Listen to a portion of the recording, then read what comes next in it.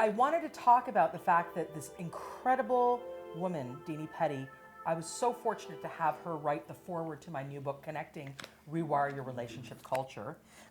Yeah, and the thing about having Dini on this is that she's, you know, you're inspirational. You have an integrated energy. You're wise. You've been through a lot. You get it, and you were going to say something about why you said yes. This is the only foreword I've ever written. I am a self-help book expert because of all the people I've interviewed. I have interviewed 20,000 people.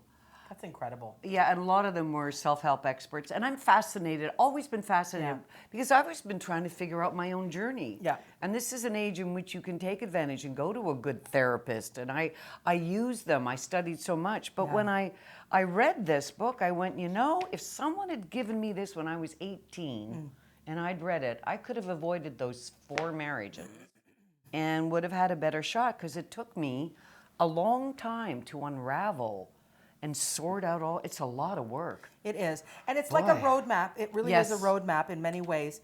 And the reason I wrote the notion of relationship culture is what we talked about earlier, is we've got the family culture, which really creates our self-culture. And that self-culture, if it's dysfunctional, if it's not self-caring, if it's shame-based, if it's guilt-based, if it's fear-based, all those things, that will then influence how you deal with your relationships, how you experience your relationship experience. And that is your relationship culture, your collection of patterns, behaviors, ways of being that is really reflected in your neural pathways in your brain, right? Those thick highways that are really all about, you know, reinforcing that way of being, that relationship way of being.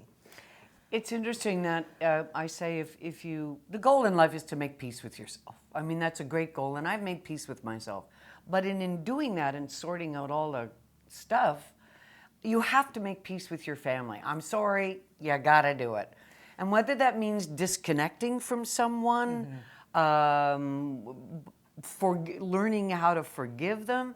It's interesting that when I said that I almost died in 2013 and ended up with post-traumatic stress syndrome, which I worked my way through.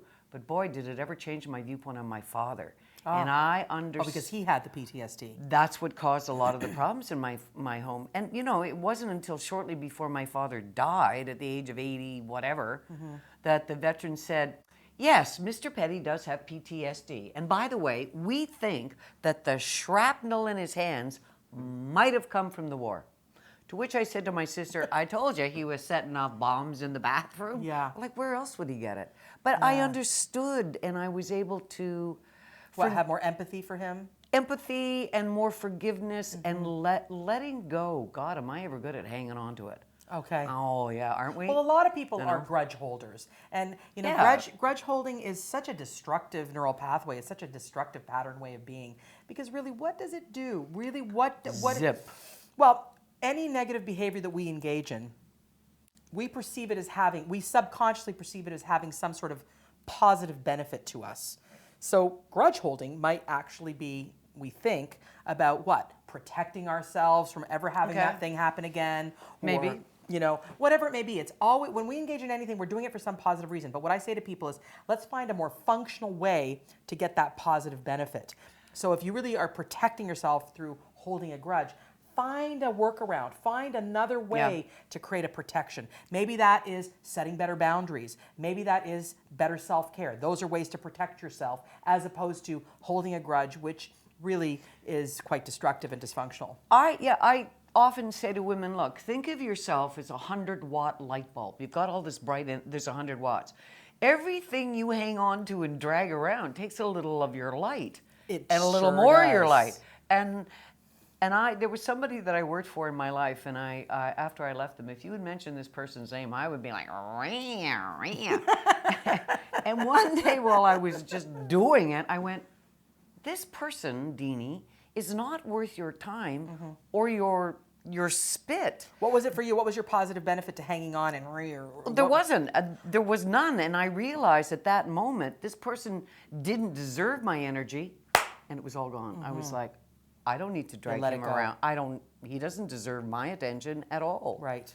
And that's one way to look at it. Yeah. But it's hard to let go, but it is simple to do it when you start taking care of yourself, you start reading things, you realize that it's critically important. It's like is it Bob Marley in the Christmas Carol who dragged all those chains around? Oh, I don't know his name, but yes. Same thing, yeah. Same thing. The act of letting go is tough for people when people say, "Oh, just let go. Oh, just let go." No, it's not doable. No. You have to go through a process of. A lot of people will say to me, "I don't want to talk about that. I don't want to deal with that. That's too painful. I don't want to talk about that. I don't want to talk about that. Scares me. I don't want to talk about that." And I say, "Listen, the only way to the other side of that thing is to go through it. Yeah. There's no way around the mountain." Okay, you need to go through the mountain, and that doesn't mean you need to go through it alone. You need to gather the tools, get the cheerleaders, get energy, and then go through. And that requires a lot of effort and discipline and a sense of, wanting to live a joyful life, and that requires that we feel we deserve a joyful life. Absolutely, it takes courage to. Courage.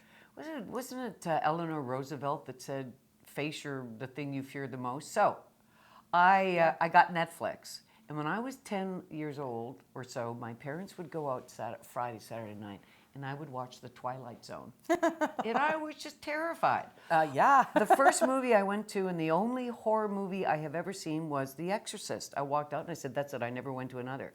So I sat down. I put on The Twilight Zone. And I was, wow, these are really interesting. That handled that. And then I watched The Exorcist. So I had this little game. I go, so what, What are you challenging are you scaring yourself? What were you doing because there? What do you mean?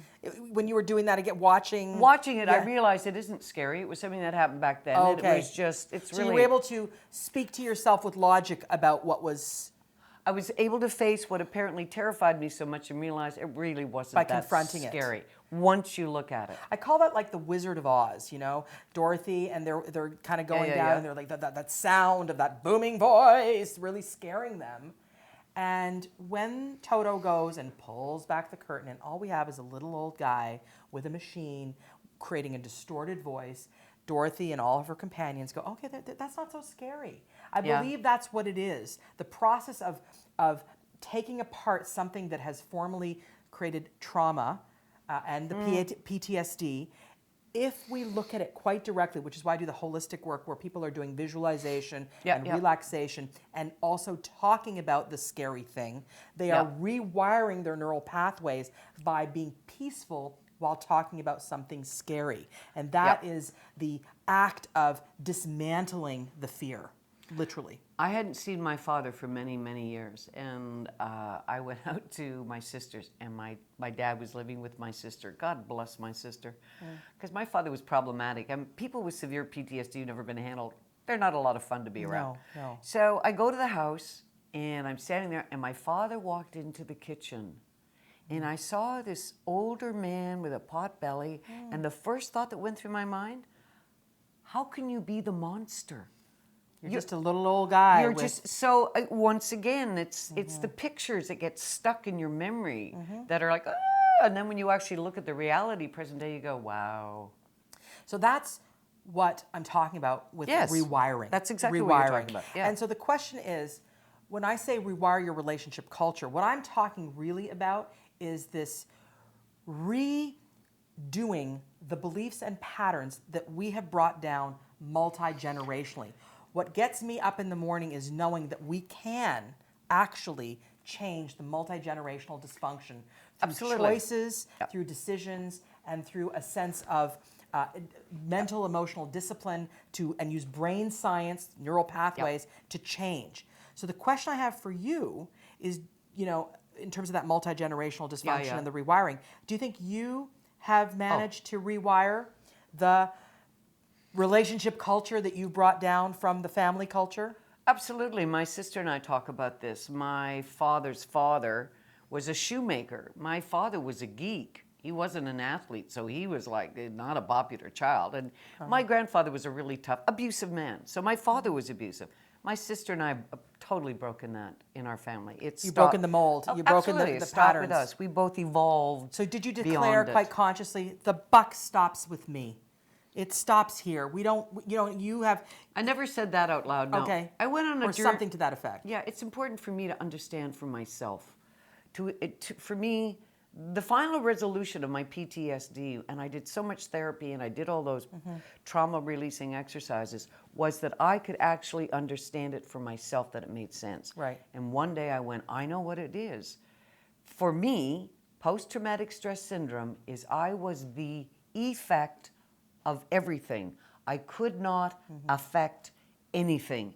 And when So you were at the mercy of other people's experiences. of everything, You had no power to affect anything. I was completely the effect of everything in life. Right. And when I realized that's what it was, I went, that's it, that's the final thing.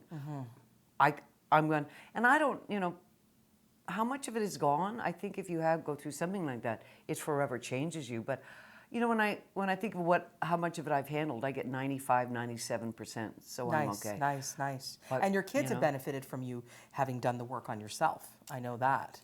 My kids, I I and was you're just- working with your son, now. I mean, Yeah. that's because you have a good relationship with him, and there's some good positive, experiences now. The greatest compliment I ever got from my son is we were shooting pool. We had a pool table at our house. And Nick turned to me, there was just two of us, and he said, I want to thank you for being a great example. Oh my gosh! And Oh my God! I know. That's I incredible. put my hand over my heart and I went, Nick, my work is done. Thank you. And my wow. daughter, so here's my only parenting advice. Yeah. I was a single mother, 2 kids. I told my kids the truth. Look, here's the situation. Here's what I think. Here's what I see. But we got to figure this out together, guys. But so that's you got to tell me. non-shaming. That's non-shaming communication. I guess, yeah, You were shamed a lot, and you did not. You chose not to shame them. No, of course not. Are you kidding me? That's an interesting Are you observation. kidding me? Yeah. People will go, you say, of course not. Most multi-generational dysfunction is the unconscious actions of what is familiar and what you've normalized. Yeah, but you only can raise a kid unless you actually go on the journey and get the book and figure it out. You can only repeat because you don't know what else to do. Right, and it's an unconscious repetition. Totally. Remember, what we're talking about is to rewire your relationship culture and your family culture and your self-culture is awareness plus courage plus repetition creates change. Awareness plus courage plus repetition creates change. But if you don't have awareness, alone awareness can do nothing. But it has to start with awareness. It does. It has Yeah. to start. My aunt, when she passed away, my Aunt Dottie was an extraordinary woman. I remember I lived with her for the last 7 months. And one day she turned to me and she said, parents don't realize when they abuse their kids, it lasts forever. Ever.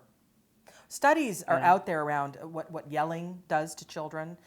It absolutely creates the PTSD, and then the neural pathways around that become much more predisposed towards shame, anxiety, depression, guilt, no self-care, no self-esteem, all of those things. Yeah. I mean, yelling, and people are like, oh, I'm just yelling, I'm not hitting. Well, yelling is extremely damaging, sometimes even more damaging than physical. It's all damaging. We were just talking about multi-generational healing, which, and also the question of whether or not do you think you've succeeded at absolutely. rewiring your relationship culture? Oh, totally. Because, one of the things that I think is amazing is you have a great relationship with your kids. Extraordinary. And your son, and you are on this project together. It's a nice connection. Yeah. And you have not shamed your kids as you were shamed. You chose to not repeat what you were given. And that's through consciousness. My sister Elaine did the same thing, and we've had this discussion that we have stopped that cycle of abuse in our family history. By really declaring, maybe just within, it's like, hey, we're doing something different. Yeah, and that wasn't good, and there's a better way to do it, and this is how we're going to do it. I have 4 children, 2 biological, 2 soul, boys who lived with us for different times when they needed shelter from the storms of life. Wow. They're all good people. I have only one piece of child raising advice. Tell them the truth. Here's the situation. What do you think? How are we going to get through this? So you include them in the conversation. And you value their opinion. Exactly. Well, that is so huge. You value their opinion. So many people are basically, not valuing their kids' opinions. And so that is huge, really huge. One thing I've never understood is you can't be your child's best friend. You're the parent. And I'm like, wait a minute. My kids have always known I am your best friend. No matter how bad your behavior or where you end up, you got 1 quarter, I'll be there within seconds. Wow.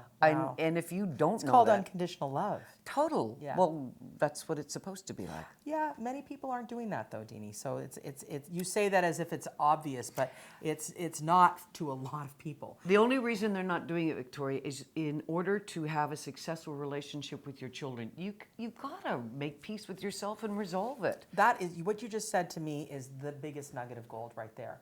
You've got to make peace with yourself. You've got to resolve it. Yeah. A lot of people are having children and they are projecting their insecurities onto their kids. They're telling their kids what they should be because they weren't that.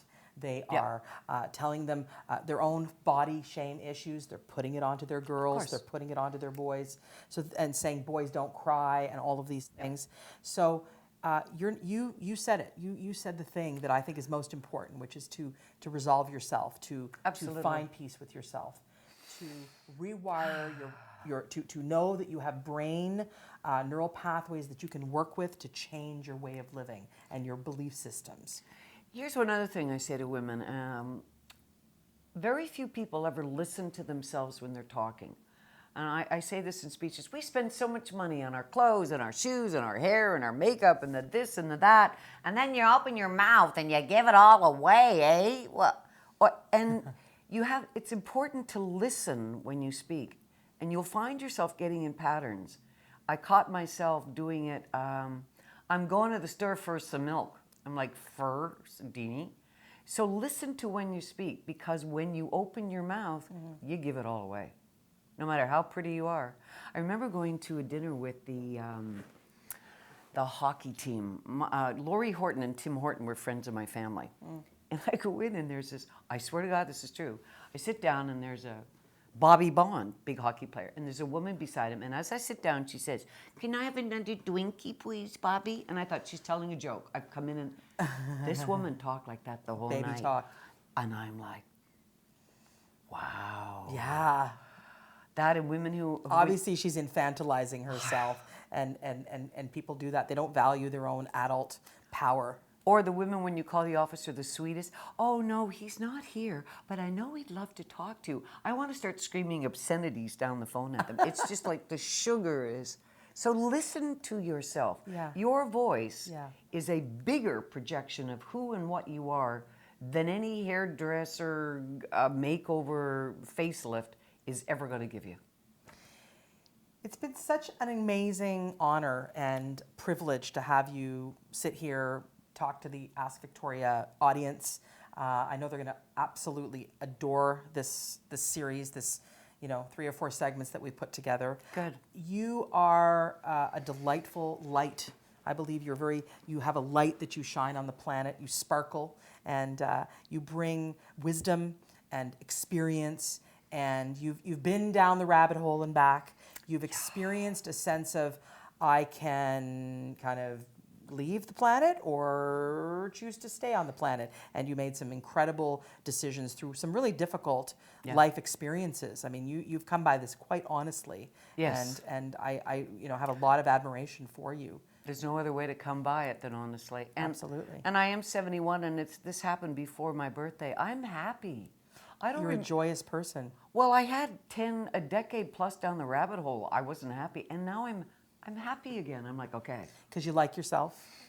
I'm fabulous. I have a great sense of humor. If you don't think so, there's something really wrong with you, really. Come on. I thank you so much for doing the foreword to the book, and also to being, that this friendship has developed. I'm really quite grateful and happy that we know each other. I really, really appreciate you so much. The only reason I would have been involved with you is that you are doing such incredibly good work. You're helping so many people. You are so lucky to have this woman. Thank you so much. Thank you so much. Dini Petty, the wonderful, incomparable, wonderful, lovely Dini Petty. Thank you.